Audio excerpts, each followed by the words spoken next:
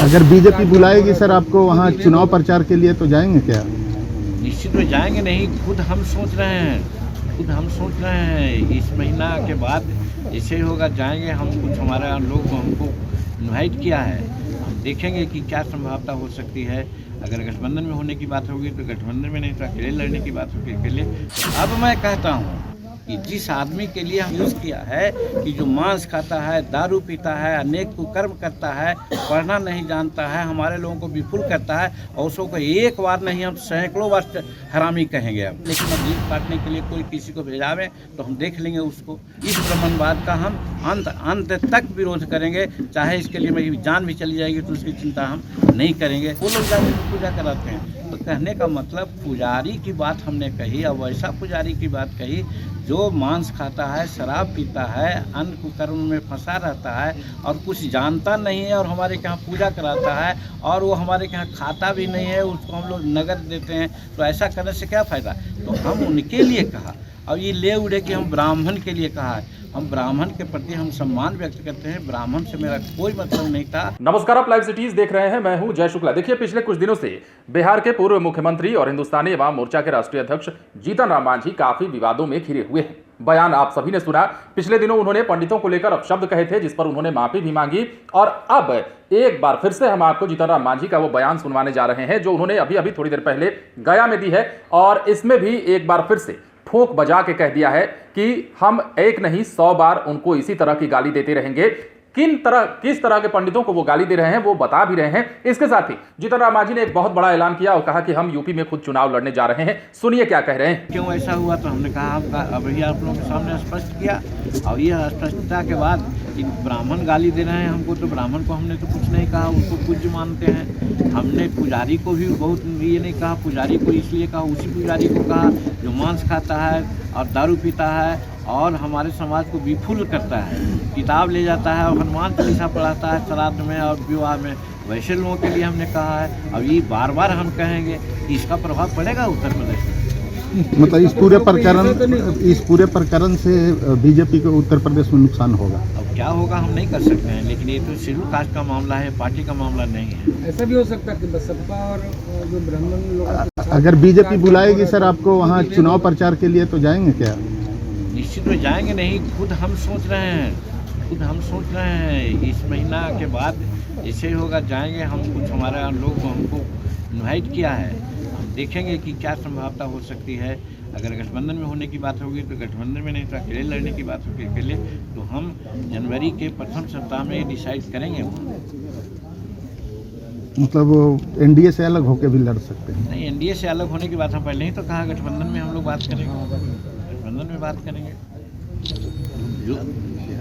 हाँ, यहाँ भी गठबंधन है, वहाँ भी है, और हम समझते हैं गठबंधन में हम अपना दावा पेश करेंगे तो निश्चित रूप में हमको शेयर मिलेगा। अगर बात नहीं बनी तो अकेले लड़ेंगे? अब उस पर बाद में चर्चा करेंगे, हम अपने लोगों से विचार करेंगे। लेकिन इस प्रकरण का नुकसान होने वाला है एनडीए को, आपके प्रकरण का वहाँ। हम समझते कोई भी क्रिया का प्रतिक्रिया होती है, every action got the action. Baspa को भी नुकसान हो सकता है। अब किनको क्या होगा ये आप लोगों पर छोड़ते हैं। नहीं, ब्राह्मण है जो ब्रह्म को जानते हैं। और पुजारी का जहाँ तक सवाल है, तो पुजारी सिर्फ पुजारी ही नहीं, वो दूसरे जात के भी लोग होते हैं। हनुमान मंदिर जो पटना में है, वहाँ पुजारी एक दास जी हैं। हमारे नज़दीक में हुलासगंज जो है संस्कृत कॉलेज है, वहाँ शेड्यूल कास्ट के बच्चे सहित बहुत से लोग पढ़ते हैं, और वो पढ़ते हैं तो वही श्राद्ध पूजा गांव घर में अगल बगल कराते हैं। हमारे गांव का एक लड़का है, थोड़ा सा आँख से अपंग है, वो पूजा कराता है मुसर टोली में जा करके। हमारा रामपुर एक बस्ती है, वहाँ को भावे जी विनोबा जी कहते हैं, वो लोग जा करके पूजा कराते हैं। तो कहने का मतलब पुजारी की बात हमने कही, और वैसा पुजारी की बात कही जो मांस खाता है, शराब पीता है, अन्न कुकर्म में फंसा रहता है और कुछ जानता नहीं है, और हमारे यहाँ पूजा कराता है, और वो हमारे यहाँ खाता भी नहीं है, उसको हम लोग नगद देते हैं। तो ऐसा करने से क्या फ़ायदा? तो हम उनके लिए कहा, और ये ले उड़े कि हम ब्राह्मण के लिए कहा है। हम ब्राह्मण के प्रति हम सम्मान व्यक्त करते हैं, ब्राह्मण से मेरा कोई मतलब नहीं था, और यही भावना को ज़्यादा तूल न दें, इसके लिए हमने माफ़ी भी मांगने का काम किया, 2 बार माफ़ी मांगने की बात किया, लेकिन माफ़ी मांगने के बाद भी जो ब्राह्मण समाज हैं उबल रहे हैं। तो अब मैं कहता हूँ कि जिस आदमी के लिए हम यूज़ किया है कि जो मांस खाता है, दारू पीता है, अनेक कुकर्म करता है, पढ़ना नहीं जानता है, हमारे लोगों को विफुल करता है, और उसको एक बार नहीं हम सैकड़ों बार हरामी कहेंगे। अब हम यही कहना चाहते हैं आप लोगों के माध्यम से। और उन लोग कोई जीभ काटने की बात करते हैं और कोई है, तो बाकी बात मैं समाज पर छोड़ता हूँ कि हमारा समाज इसमें क्या निर्णय लेता है, क्या करेगा। लेकिन हम किसी से डरने वाले नहीं हैं। अगर वो जीभ काटने की बात करते हैं व्यक्तिगत रूप में, तो हम कुछ नहीं कहना चाहते हैं, लेकिन अब जीभ काटने के लिए कोई किसी को भेजावे तो हम देख लेंगे उसको। तो इस तरह की बात और ये बात सही भी है, हम ब्राह्मण के विरोधी नहीं हैं, लेकिन ब्राह्मणवाद के विरोधी जरूर हैं। जो आज सनातन धर्म की बात कहते हैं, हम सनातन धर्म को भी मानते हैं। अब इसलिए सनातन धर्म को मानते हैं कि अम्बेडकर साहब जब बुद्ध धर्म अपनाया, तो जानते हैं सब बहुत लोग, आप लोग जानते होंगे कि बुद्ध धर्म इसलिए अपनाया कि भगवान विष्णु के ब्रह्मा अवतार के रूप में माना जाता है बुद्ध भगवान। तो सनातन धर्म को वो भी माने, हम भी सनातन धर्म को मानते हैं। लेकिन सनातन धर्म के बाद ये मनुवादियों ने जात पात, ऊंच नीच, छुआछूत की बात किया, और यही से ब्राह्मणवाद शुरू होता है। इस ब्राह्मणवाद का हम अंत तक विरोध करेंगे, चाहे इसके लिए मेरी जान भी चली जाएगी तो उसकी चिंता हम नहीं करेंगे। हम अपने समाज को बताएंगे कि ऐसे ढकोसला वाले लोगों से आप संपर्क मत रखिए। और 21वीं शताब्दी है, हम लोग चंद्रमा पर जा रहे हैं, मंगल पर जा रहे हैं, और अभी भी हम वही पुरानी पंक्ति रहेंगे कि हम पिताजी हमारे बीमार हैं, हमको पैसा नहीं है उनको दवा दारू के लिए, और यदि वो मर जाते हैं तो उनको स्वर्ग पहुंचाने के लिए, दूध पिलाने के लिए गौ का दान करते हैं हम लोग। तो ये परंपरा मत अपनाइए, सदा हम कहते रहे हैं लोगों को।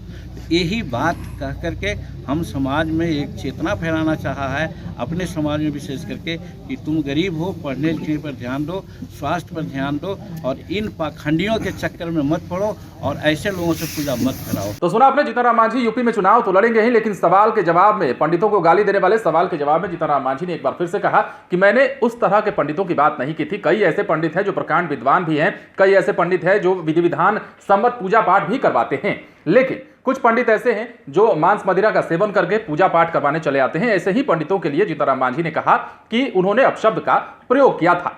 अब एक बार फिर से उन्होंने कई सारी बातें कही, और यह भी कहा कि कई लोगों की धमकियां मिल रही हैं, कई लोग केस कर रहे हैं, पुतले जला रहे हैं, गालियां दे रहे हैं, लेकिन ऐसे लोगों से मैं डरने वाला नहीं हूं, और उस तरह के पंडितों को एक नहीं 100 बार मैं उस तरह के शब्द से कहकर संबोधित करूंगा।